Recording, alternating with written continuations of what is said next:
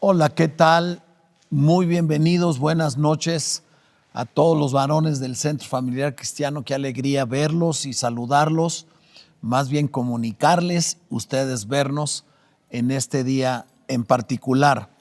Sean todos muy bienvenidos a esta sesión donde vamos a hablar sobre otro de los valores gobernantes. Hemos hablado de la visión, de la misión y de varios otros valores gobernantes. El que nos toca hoy es el valor de la humildad.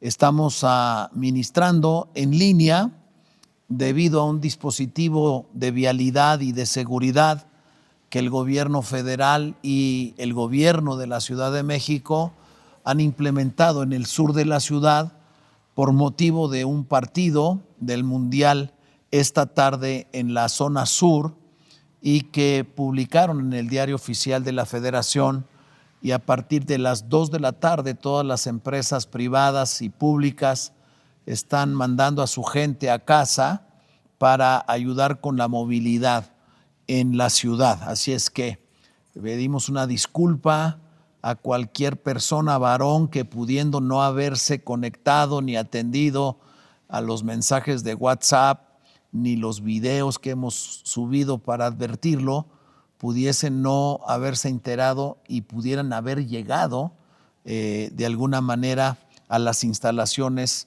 del Centro Familiar Cristiano. Pero al hablar de la humildad, lo primero en que tenemos que enfocarnos y pensar es cuál es en la Biblia, en la Escritura, el modelo por excelencia de humildad, la máxima expresión que para nosotros puede haber, al cual podemos voltear para aprender, y no existe otro mejor que la persona de Cristo Jesús. Voy a leerte algunos pasajes de la Escritura, empezando con Filipenses 2 del 5 al 11, en la versión Palabra de Dios para Todos.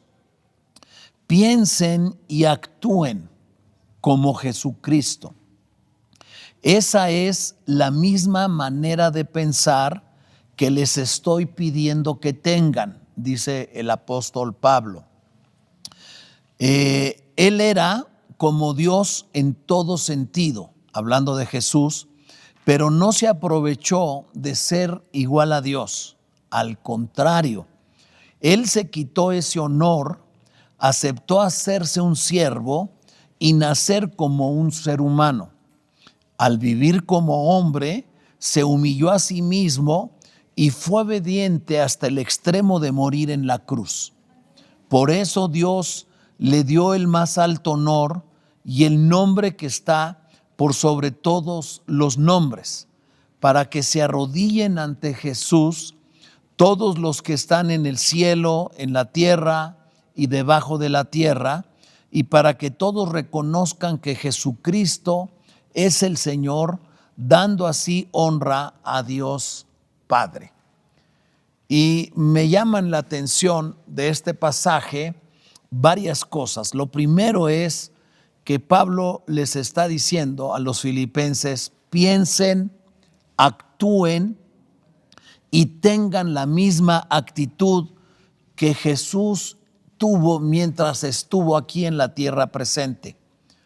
Lo segundo que destaca Pablo es que, siendo Dios, Jesús no se aferró a eso, sino que se despojó de todos sus derechos, privilegios, prerrogativas, y se humilló a sí mismo tomando una forma de siervo. Porque hay una relación directa entre la humildad y el servicio. No sirve como Dios espera que sirva una persona cuyo carácter no es un carácter de humildad. Por eso la importancia de este valor gobernante del centro familiar cristiano, que es la humildad. Lo tercero que destaca Jesús a través de Pablo, hablándole a los filipenses en este pasaje, es que ser el que sirve voluntariamente nos evita que el orgullo nos domine o nos gobierne.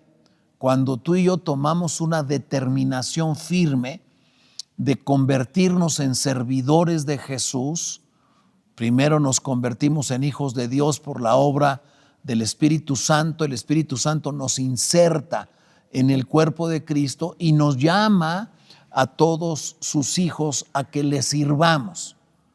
El servicio que Él espera de nosotros no puede ser ejercido a menos que lo hagamos con un espíritu de humildad. Servir a los demás, en cuarto lugar, nos da oportunidad de llegar a ser exaltados a su debido tiempo. Dios le dio a Jesús un nombre que era sobre todo nombre. Después del proceso al que voluntariamente Jesús entró, al despojarse a sí mismo de sus privilegios divinos y sobrenaturales siendo Dios, toma forma humana y ya en la forma humana, habiéndose encarnado, adoptó la forma de siervo y de un siervo hasta la muerte y muerte de cruz, como dice la Escritura. Juan 13, 12 al 17, en Palabra de Dios para Todos, dice que cuando terminó Jesús de lavarle los pies a sus discípulos, se vistió, volvió a la mesa y les dijo: ¿entienden lo que les hice? Ustedes me llaman maestro y señor, y tienen razón porque lo soy.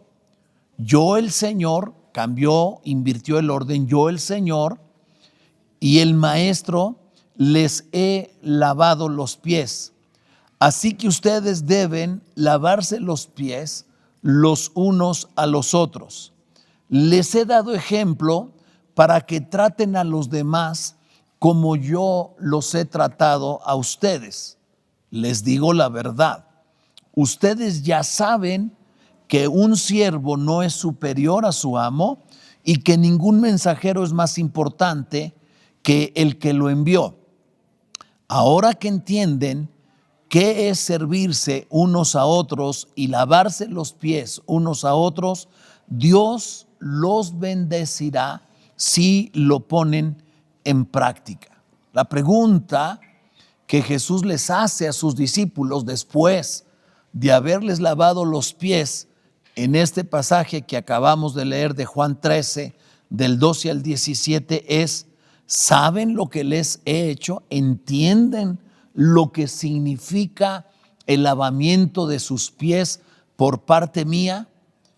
Y obviamente Jesús utiliza como un método eficaz de enseñanza las preguntas de análisis y de reflexión, porque nos obligan a meditar sobre lo que creemos y sobre lo que estamos haciendo en la práctica.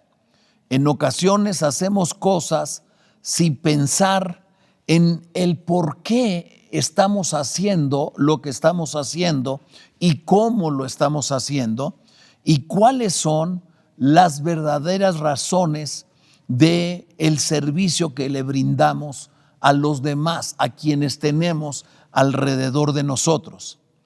Quizá lo hacemos porque pues como así se ha hecho siempre y nosotros seguimos una rutina, una costumbre en la que todos incurren al hacer las cosas como las hacen siempre, sin mayor análisis ni reflexión de nuestra parte. ¿Qué es lo que nos motiva a actuar como lo hacemos? ¿Cuáles son las motivaciones del fondo en nuestro corazón para servir en la manera como lo hacemos? Porque no ha sido nunca el deseo del corazón de Dios que tengamos una fe ciegas e ignorante Dios no tiene el propósito de que los que le servimos, los que le amamos, los que le honramos, lo podamos hacer sin tener conciencia clara de lo que estamos haciendo. Él les dice, ustedes me llaman maestro y señor, y está bien, porque sí lo soy, pero Jesús les invierte el orden. No dice que es maestro y señor, dice yo, el Señor, primero, y el maestro, al revés. Si no reconocen mi autoridad como Señor primero, no voy a poder enseñarles como maestro después. Esto es muy importante que lo veamos y que lo entendamos. Si yo, dice Jesús, el Señor primero y el maestro después, os he lavado los pies, ustedes deben de lavarse los pies los unos a los otros. Es decir, primero estaba su derecho a dar órdenes como Señor, y luego, después de esto, podría ser considerado como maestro. Si la persona no reconoce la autoridad de Jesús primero, es muy difícil que acepte una enseñanza de su parte después como lo que es un verdadero maestro para nuestras vidas. Jesús en alguna ocasión les había reclamado en el libro de Lucas cuando les dijo en el capítulo 6, versículo 46, palabra de Dios para todos: ¿por qué me llaman Señor, Señor, y no hacen lo que les digo? No te atrevas a llamarle Señor al Señor si no estás dispuesto a obedecer, porque entonces es una hipocresía el que le estemos llamando Señor cuando no estamos dispuestos a obedecer lo que nos está señalando. Una vez que tenemos la actitud correcta hacia Jesús como Señor, como máxima autoridad en nuestra vida, entonces Él puede, a partir de ahí, con nosotros teniendo la actitud correcta hacia Él, entonces a partir de ahí Él puede comenzar a enseñarnos. Lo que dice inmediatamente después es que si por alguna razón alguno de ustedes se ha ensuciado en el trayecto de su vida diaria, de su caminar con Dios, ustedes tienen la responsabilidad los unos con los otros de mantenerse limpios. Somos corresponsables de la limpieza mutua. Cualquiera de nosotros se puede ensuciar en el trayecto, nadie estamos exentos de eso. Y al hacerlo, hay que hacerlo al limpiarnos los unos a los otros en amor, no en una actitud de juicio ni de señalamiento y mucho menos de condenación. Dice uno de los pasajes en una de las epístolas de Pablo: vosotros que sois espirituales, restauradle con un espíritu de mansedumbre, considerándote a ti mismo, no sea que tú también vengas a ser tentado y caigas. Jesús les dijo: yo les he dado un ejemplo para ustedes. Hagan exactamente lo mismo que yo estoy haciendo. Sirvan a los demás. Pero el poder servir a los demás no es posible o susceptible de poderlo hacer en los términos que Jesús está esperando, a menos que haya humildad de nuestra parte y reconocimiento de quiénes somos y quiénes son los demás a los que estamos sirviendo. Inclusive la Escritura dice que debemos considerar a los demás como superiores a nosotros mismos. El problema para servir a los demás con la actitud correcta es que de pronto nosotros nos sentimos superiores a los demás y entonces la actitud ya no es la correcta para poderles servir como es digno de ellos, como ellos se merecen, como Dios espera que nosotros brindemos el servicio. Entonces les dice: así como yo les he lavado los pies, les he dado un ejemplo para que ustedes también lo hagan. Traten a los demás de la misma manera que yo los he tratado a ustedes. En segundo lugar, la humildad nuestra ante Dios siempre está en contra o versus la soberbia que puede haber en el corazón de los hombres. En la epístola de Pablo, o de Santiago, mejor dicho, capítulo 4, versículo 6, palabra de Dios para todos, dice: pero el generoso amor que Dios nos da es aún más fuerte. Por eso la Escritura dice: Dios rechaza a los orgullosos, pero es bueno con los humildes, da gracia a los humildes, dice otra versión. Otro pasaje dice que Dios mira de lejos al altivo, pero a los humildes está cerca de los humildes. Él está cerca del corazón contrito y humillado, al cual Dios nunca lo desprecia. Proverbios 3, 32 al 35, la versión Palabra de Dios para Todos, dice: porque el Señor detesta al perverso, pero es el mejor amigo del hombre honesto. El Señor maldice el hogar del perverso, pero bendice el del justo. Se burla de los burlones, pero es bueno con los humildes. Otra vez, Dios es bueno para con los que mantienen una actitud de humildad en lo profundo de su corazón y en las acciones y en las actitudes de su servicio a los demás. Y luego me encanta cómo termina diciendo: los sabios son dignos de respeto, pero los brutos solo merecen deshonor. Entonces, cuando nosotros tratamos con respeto en nuestro servicio a los demás y lo hacemos con humildad, entonces Dios se agrada de nosotros y tenemos recompensas prometidas a nuestra vida de parte de Dios. El favor y la gracia de Dios está con los humildes de espíritu. Dios mira de lejos a los altivos. Tengamos esto siempre en consideración. Por eso la humildad es uno de los valores gobernantes en todos los servidores del centro familiar cristiano. No hay manera que tú puedas venir y decir: yo estoy dispuesto a servir, pero mantienes una actitud de arrogancia, de soberbia, de superioridad, de querer ver a los demás por encima del hombro, de considerarles que no son quienes como para que te hablen o te aconsejen o te den alguna dirección de la palabra a ti. Como que si los demás tuvieran la obligación de sí recibirlo de tu parte y tú no recibir nada de parte de los demás en tu vida.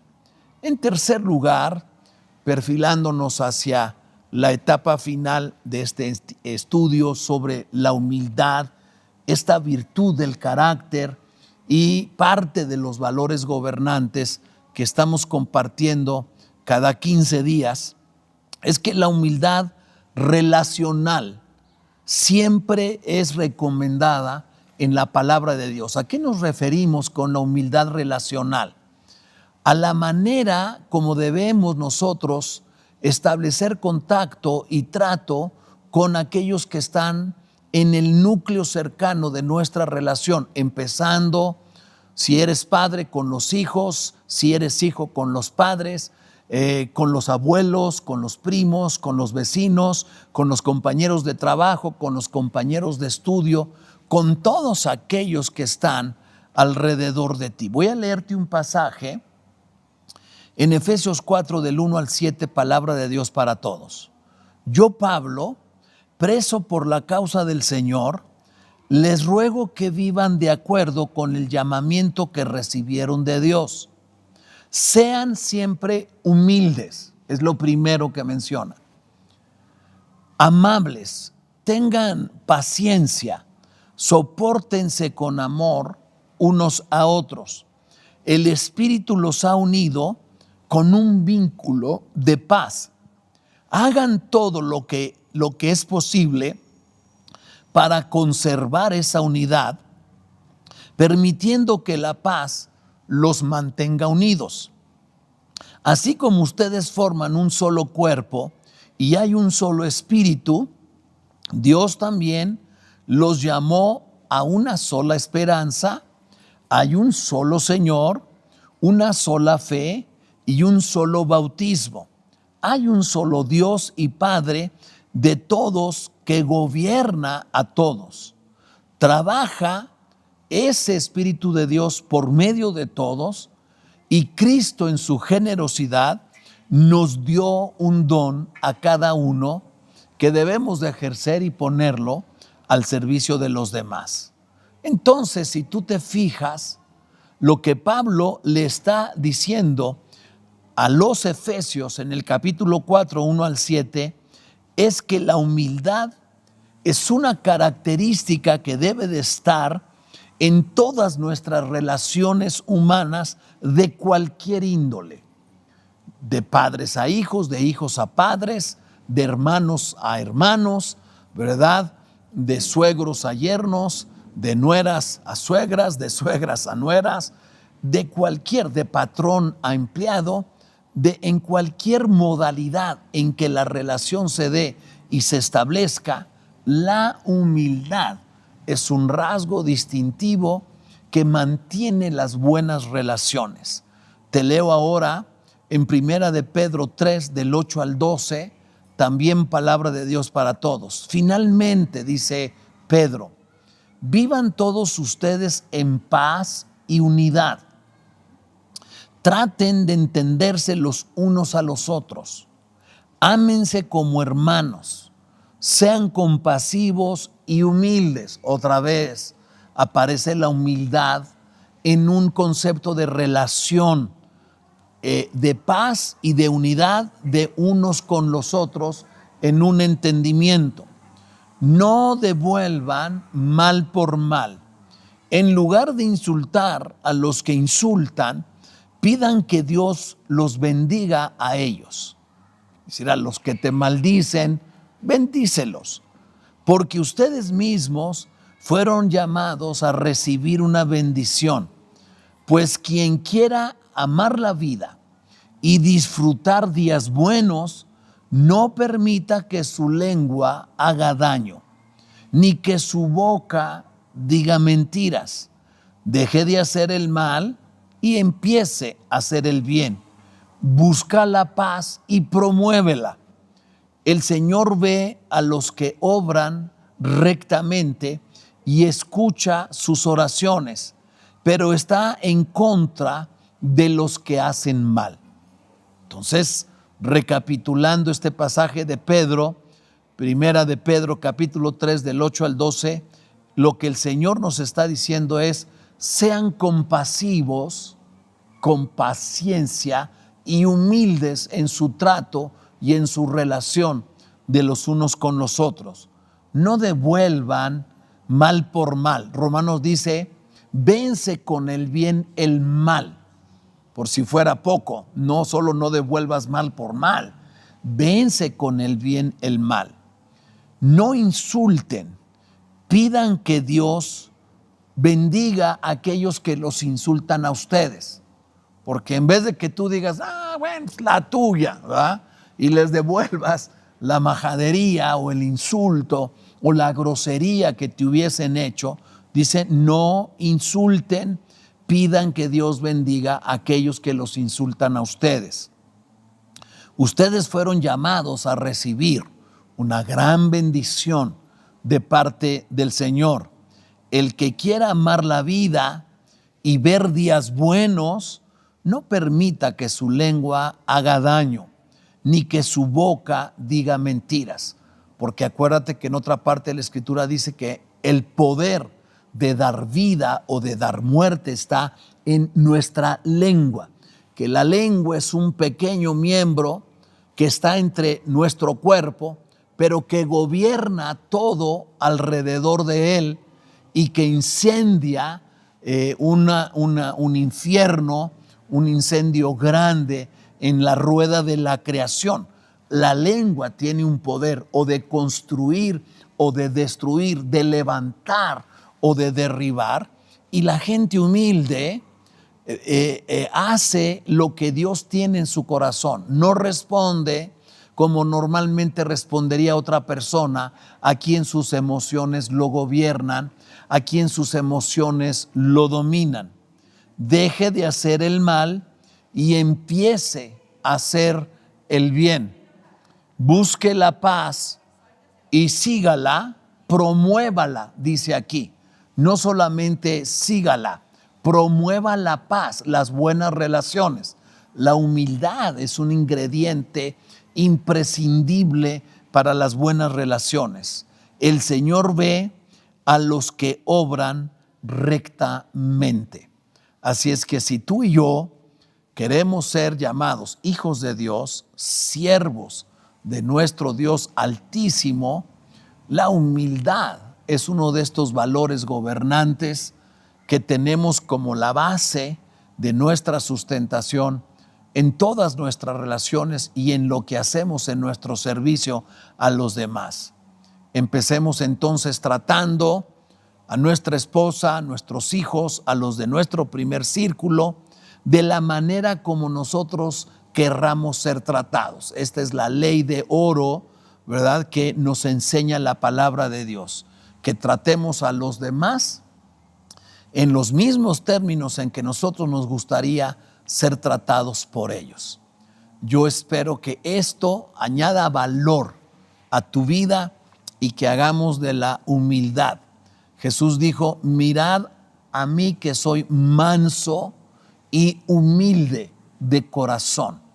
La mansedumbre es aquella actitud que tiene la capacidad de resistir las embestidas que se vienen en contra nuestra. A veces somos muy iracundos y viscerales, impacientes, y respondemos de una manera como no debiésemos hacerlo. Y lo que muestra es la soberbia que hay en nuestro corazón, porque no consideramos que los demás debiesen darnos un trato especial o preferencial o digno de todo honor o consideración. Si pensamos eso, que es lo que nosotros merecemos, entonces entendamos también que es exactamente lo mismo que los demás merecen recibir de parte nuestra. No se trata, porque tú no eres absolutamente responsable de lo que los demás piensen, hagan o de las actitudes que adopten para contigo, pero somos 100% responsable de las actitudes nuestras, de la actitud de servicio y de sencillez y de humildad que debemos tener para con los demás a quien hemos sido llamados para servir. Que el Señor te bendiga, te guarde. Gracias por atender esta reunión virtual. Perdón que no la pudimos tener presencial, pero las condiciones de la ciudad y las determinaciones de la autoridad así nos lo han establecido. Que el Señor te guarde. Nos vemos en la siguiente sesión con el favor de Dios. Bendiciones.